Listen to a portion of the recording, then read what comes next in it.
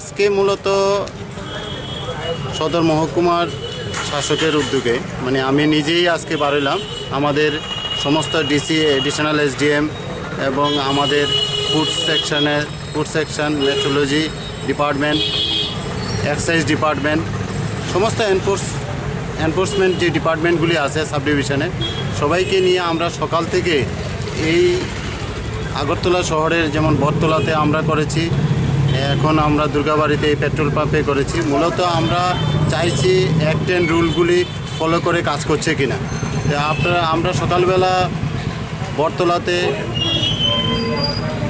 দেখলাম এক্সাইজের প্রচুর পরিমাণে কান্ট্রি লিকার বিভিন্ন দোকানে দেখলাম যে তালা মারা, খোলার পরে দেখলাম প্রচুর কান্ট্রি লিকার 2 লিটারের জলের বোতল 1 লিটারের জলের বোতলের ভেতরে প্রায় 10,000 লিটারের মতো হবে।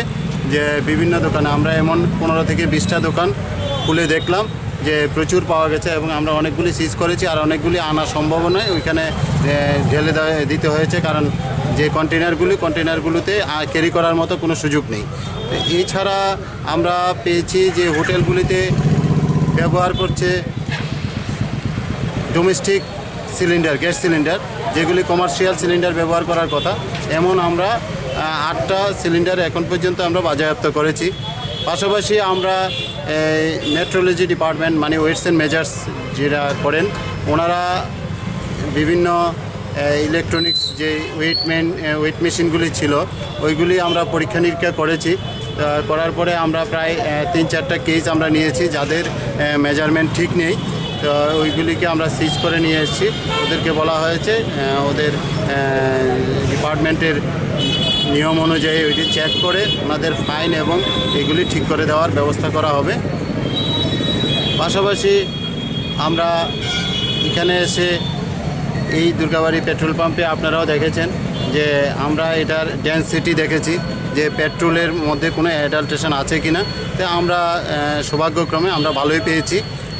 পাশাপাশি আমাদের যে মেজারমেন্ট আছে, যে মেজারমেন্টে যেভাবে পেট্রোল দেওয়া হয় যে 10 লিটার আপনি নিয়েছেন সেই 10 লিটার আপনি পাচ্ছেন কি না, তো ওইটাও আমরা মেট্রোলজি ডিপার্টমেন্ট ওইটা করেছেন, সবার সামনেই করা হয়েছে, তো দেখলাম ওইটাও আমরা ঠিকঠাক আছে।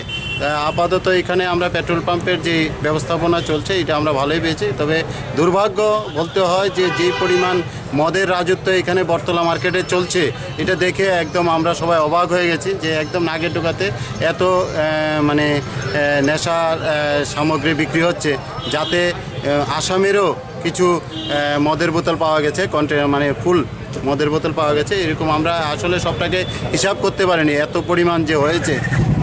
এটা খুব দুর্ভাগ্য যে রাজ্য যেখানে চলছে বিভিন্নভাবে আমাদের অনারেবল চিফ মিনিস্টার স্যার এবং বিভিন্নভাবে রাজ্য সরকার আমাদের উপরে বলছে যে নেশামুক্ত ত্রিপুরা গড়ার জন্য যুব সমাজ এবং সমস্ত ডিপার্টমেন্ট যাতে কাজ করে, সেই দিশা নিয়ে আমরা আজকে এনফোর্সমেন্ট করেছি এবং আমরা প্রচুর সাফল্য পেয়েছি। আগামী দিন আমরা এই সাফল্যকে ধরে রাখার চেষ্টা করব, বিভিন্ন মার্কেটগুলিকে বিভিন্ন ঢেরাগুলিকে আমরা অভিযান চালিয়ে রাখব।